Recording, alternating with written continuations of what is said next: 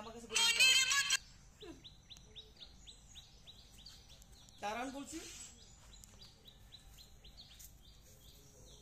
আচ্ছা, আপনার প্রবলেমটা কোথায় বুঝতে পারছি। আপনি না বলে তো জায়গায় যেতে পারবেন না।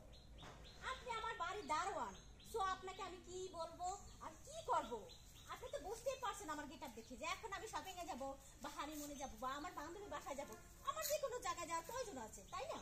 আপনি আমার কে যে আমি আপনাকে বলবো? আপনি আমার সাধারণত বাড়ির দারোয়ান, সো আমি আপনাকে অ্যালাউ করি না। যাই হোক না কেন, আপনি এই বাড়ির বাইরে যেতে পারবেন না, এটা বাইরের জানে নিষেধ। তাই নাকি? তো একটু বেশি বাড়াবাড়ি হয়ে গেল না? সেটা আমার দায়িত্ব এবং কর্তব্য।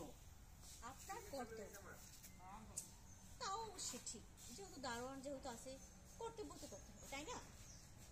দয়া করে এখন কর্তব্যটা আনকর্তব্য করেছিলেন, আমাকে এখন দিতে না ভাবি, লোকের মতো বলছি আপনাকে আমি পারবো না।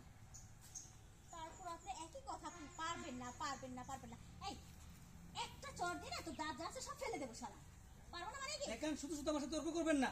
আপনি নিজে ভালো করে জানেন যে ভাইজান আমাকে দায়িত্ব দিয়ে গেছে যাতে আপনি এই বাড়ির বাইরে না হন। আপনার ভাইজান তাকে দিয়ে দেখাচ্ছি না,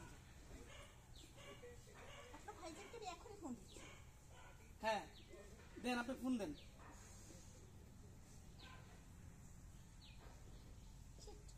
ফোনেরও ব্যালেন্স চলে গেছে। আচ্ছা দেখেন, আপনার সাথে অযথা কথা বলার আমার একদম সময় নেই, ঠিক আছে? এই মুহূর্তে আমার এমার্জেন্সি যেতে হবে, সো আপনি আমার